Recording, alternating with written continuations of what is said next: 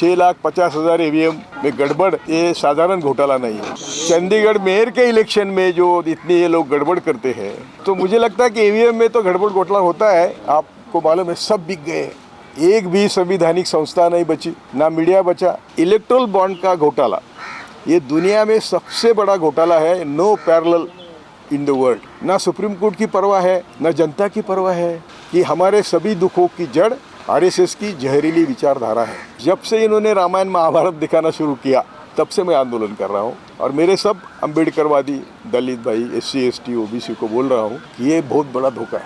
वर्ण व्यवस्था लाने की कोशिश है और लाई, अभी मनुस्मृति आई है। अभी मैंने आपको मोदी का वीडियो सुनाया कि वो ईवीएम के खिलाफ बोल रहे थे कि दुनिया में कहीं ईवीएम नहीं है और हम क्यों चलाते हैं ईवीएम पे इलेक्शन। और इलेक्शन कमीशन जो रिटायर्ड है कुरैशी, उन्होंने भी कहा 6,50,000 ईवीएम में गड़बड़ ये साधारण घोटाला नहीं है। आपने चंडीगढ़ का इलेक्शन देखा, चंडीगढ़ मेयर के इलेक्शन में जो इतने ये लोग गड़बड़ करते हैं, और मोदी शाह का मैंने कई बार बोला कि ज़िंदगी में वो कभी सच बोले, ये कभी कोई प्रूव करेंगे तो मैं, तो भी ईवीएम के बारे में जो वो बोलते थे आज वो बदल गए। तो मुझे लगता है कि ईवीएम में तो गड़बड़ घोटाला होता है, लेकिन इसके लिए रेमेडी क्या है हमारे पास? हमारे पास रेमेडी है, जो कर्नाटक में हुआ उनका एक मार्जिन होता है 3%, 4%, 5%, वो तय करते हैं। तो इस समय उनका जो अंदाज होगा वो हमको चुकाना होगा, उनको फंसाना होगा, हमारा मार्जिन ज़्यादा बढ़ा लेना होगा। और ये काम सिर्फ आप कर सकते हैं। आपको मालूम है, सब बिक गए, एक भी संवैधानिक संस्था नहीं बची, ना मीडिया बचा। केवल हम सिविल मीडिया के ऊपर, आपके ऊपर भी गाज आने वाली है 2024 के बाद, अभी आई है लेकिन वो रोकी है। तो हमारा काम ये रहेगा कि हम लोगों को जितना हो सके वोटिंग को ले जाए, और जो मार्जिन है ईवीएम मैनेज करने का, उसके पार वोटिंग हो जाए। दूसरी बात ऐसी है कि इसको अभी कुछ पुरावे आपको बाद में सबूत चाहिए तो मैं देता हूँ, मेरे पास है कि ईवीएम कैसा मैनेज होता है, लेकिन उसमें जाने की ज़रूरत नहीं। लोगों को समझाना चाहिए कि ईवीएम से डरो मत, हम ईवीएम से भी जीत सकते हैं। अभी देखो, इलेक्ट्रल बॉन्ड के कई डेट्स आपको ध्यान में रखना चाहिए कि 2 नवंबर 23 को SC ने बॉन्ड का जजमेंट पेंडिंग रखा। 2023 में 2 नवंबर को जजमेंट सुप्रीम कोर्ट ने पेंडिंग रखा था। तो क्या हुआ, पेंडिंग पीरियड में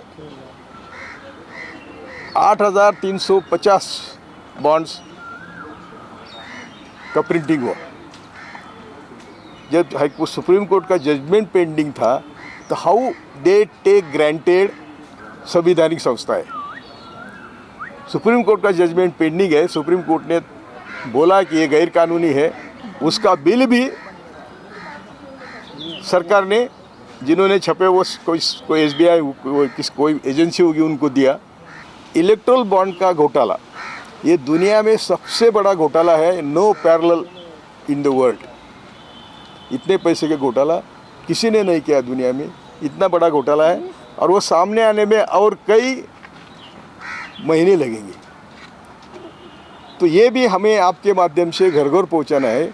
ये किसी को डरते नहीं, ना सुप्रीम कोर्ट की परवाह है, ना जनता की परवाह है, ना कौन कहेगा प्रदेश के लोग क्या कहते हैं, इनको किसी की परवाह नहीं है। क्यों नहीं है? तो मैं पहले भी कहा कई बार, यहाँ स्टेट विद इन स्टेट काम करता है। समझ लीजिए, यहाँ जो मोदी शाह हम देखते हैं वो एक स्टेट है, और जो हमको दिखाई नहीं देता है, जिसका राहुल ने गलत इस्तेमाल किया था, शक्ति, जो शक्ति हमें मालूम नहीं, वो शक्ति काम कर रहे हैं, उसको हम डीप स्टेट कहते हैं। डीप स्टेट का मतलब है हम जो मोदी शाह का कारोबार देखते, कोर्ट देखते या जो हर दिन देखते, उससे अलग तरह का स्टेट काम कर रहा है। और वो मैं 1976 से कह रहा हूँ कि हमारे सभी दुखों की जड़ आरएसएस की जहरीली विचारधारा है, सभी की, हिंदू हो और बाकी जो हम सब जिनका प्रतिनिधित्व करते हैं, दलित हो, मुस्लिम हो, सबको ये डीप स्टेट रात दिन सताता है। मैंने कई बार उल्लेख भी किया, अभी भी मेरे पास डॉक्यूमेंट है, उनका लिखित है, तिलक, सावरकर और गोलवलकर, उनका लिखित है कि हम इस देश के मालिक हैं और आप सब दो लोग 2 जून के रोटी के अधिकारी हैं, लिखित है। तो मैंने कई बार दिखाया, लेकिन आज वो 10 साल के बाद वो दिखाने का मेरा प्रयास है कि here state within state काम कर रहा है, जो हम देख नहीं सकते, लेकिन सबसे दुश्मन वो हमारा सही मायने में वो स्टेट विद इन स्टेट है।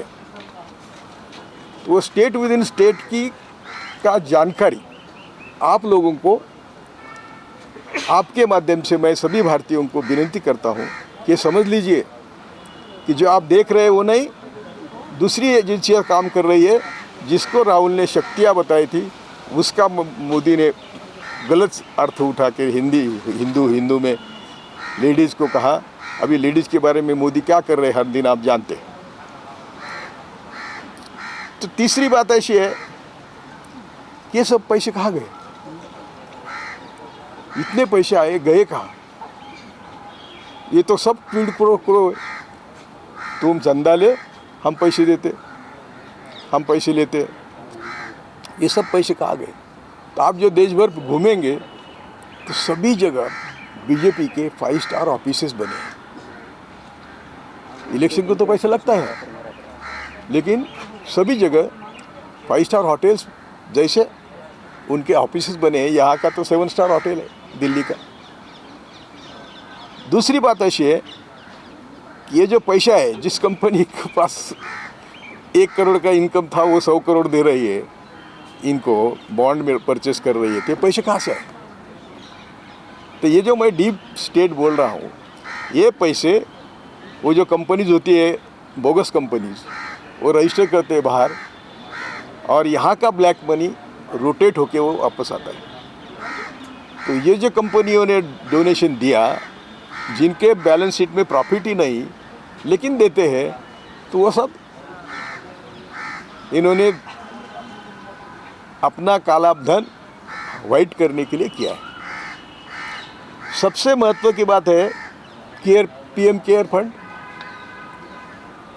पीएम केयर फंड सबको मालूम है कि ये सबके खिसे में से सैलरी गई है, बाकी भी गया है।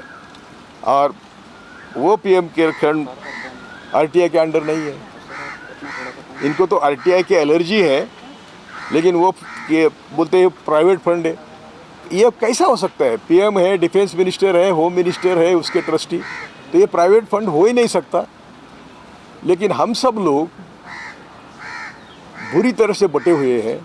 हम सब मिलके अभी जो इंडिया का प्रयोग हो रहा है, मैं सबको उनको कांग्रेचुलेट करता हूँ। और कल भी मैं रैली में था, जो रैली हुई, एक अच्छा संकेत गया है कि ठीक है, ये बोलते हैं कि इंडिया कहाँ है, इंडिया कहाँ है। तो इंडिया ने दिल्ली में दिखाया, बम्बई में दिखाया, और राहुल अकेला बेचारा काम कर रहा है। राहुल के बारे में 2 बातें मैं कहना चाहता हूँ। मेरा कांग्रेस से कोई ताल्लुक़ नहीं। मुझे कांग्रेस ने 8-10 दिन जेल में, 2-3 दिन पुलिस कस्टडी में रखा है, उसका रिकॉर्ड है।